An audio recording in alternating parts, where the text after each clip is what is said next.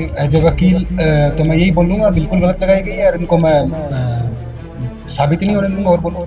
फिर कैसे आप कह सकते हैं कि ये गलत लगा? फिलहाल आप जो है कल ज्योति से मिलने के लिए गए थे, किस तरह से जो है उनके चेहरे पे क्या भाव है, क्या क्या उन्होंने आपसे कहा कि निर्दोष बताया खुद को, और क्या कुछ बातचीत हुई? आप ये देखो कि आज 11 दिन हो चुके हैं, उनको एनालिसिस नहीं किया गया है और पुलिस की तरफ से इस बारे में कोई स्टेटमेंट नहीं आई है। तो देखा जाएगा ना, भी अगर कुछ ऐसा होता तो पुलिस बोल देती ना, है कि पाक जाके वीडियो बनाना, वो मतलब अवैध तरीके से तो पाकिस्तान में नहीं गया है। एज पर लो पासपोर्ट बनाया है, उसके बाद में वीज़ा लिया है, पूरा जो कागजी कार्रवाई करके गई है, उसके बाद में जो वीडियो बनाए हैं वो अपलोड।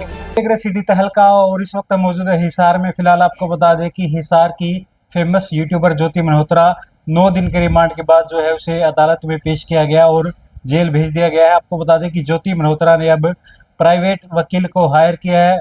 कुमार मुकेश जो है उनका नाम है, बातचीत कर लेते हैं। कुमार मुकेश जी, सबसे पहले आपसे जानना चाहेंगे, जिस तरह से जो धाराएं लगाई गई है उन्हें आप किस तरह से देखते हैं? देखिए, धाराएं जो लगी है पुलिस की फर्स्ट इन्फॉर्मेशन रिपोर्ट के आधार पे लगी है, जैसे 152 BNS लगी है और section 3 and 5 official secret act लगा है। जी। तो जो उनके जो तथ्य है वो पुलिस ने अपने हिसाब से वो धाराएं लगाई हैं। अब देखो उस हिसाब से उन धाराओं को प्रूव करती है या नहीं करती है पुलिस। नहीं, आप वकील है, क्या आपको लगता है अभी जो भी आपको जानकारी मिली है या इसको फॉलो कर रहे हैं, क्या ये धारा सही लगाई गई? मैं तो ये एज ए वकील तो मैं यही बोलूँगा, बिल्कुल गलत लगाई गई है और इनको मैं साबित ही नहीं होने दूंगा और बोलो। नहीं, कैसे आप कह सकते हैं कि ये गलत लगाई गई? नहीं, देखो ना कि पुलिस की ने FIR के अंदर ये धाराएं लगाई हैं। अब पुलिस जांच करेगी, जांच रिपोर्ट के बाद देखते हैं पुलिस इन धाराओं के स्पोर्ट में क्या क्या एविडेंस लेके आती है। जो अब कई चीजें ऐसी है जिस हिसाब से धारा लगी है ना, तो FIR के कंटेंट के हिसाब से धारा लगी है, वो धाराएं गलत लगी है जो मेरा। लेकिन वो ना कई चीजें मैं आपसे इसलिए खुलासा नहीं कर सकता क्योंकि डिफेंस है वो। अगर मैं आज डिफेंस खुलासा कर दूं तो पुलिस उसको काट निकाल लेगी उसका, क्योंकि क्लाइंट की भलाई के लिए भी कुछ देखना पड़ेगा ना।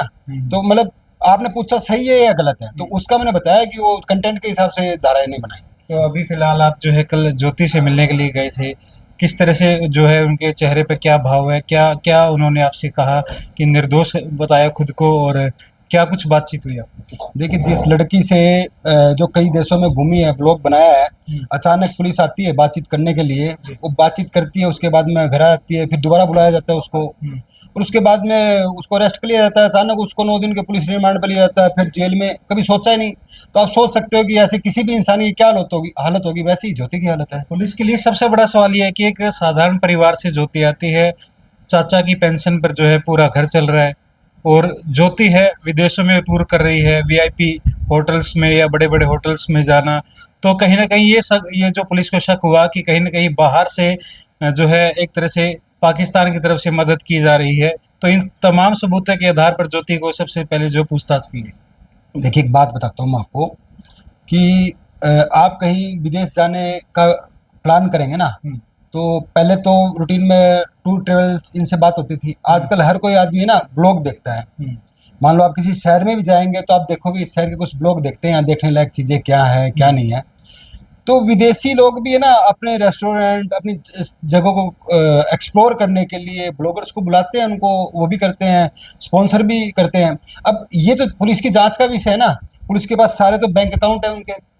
आप ये देखो कि आज 11 दिन हो चुके हैं, उनको एनालिसिस नहीं किया गया है और पुलिस की तरफ से इस बारे में कोई स्टेटमेंट नहीं आई है। तो देखा जाएगा ना, भी अगर कुछ ऐसा होता तो पुलिस बोल देती ना।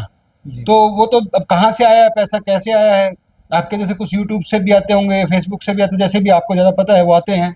और उसके अलावा जो स्पॉन्सर तो मिलते ही हैं ऐसी चीज़ों के लिए। तो वही दूसरी तरफ जो पाकिस्तान में जाकर वीडियो बनाना, एक तरह से पाक की छवि है वो अच्छी दिखाना, और कहीं ना कहीं जो है पहलगांव में जो आतंकी हमला हुआ उसमें भारत को ही एक तरह से दोषी ठहराना, क्या ये गलत नहीं?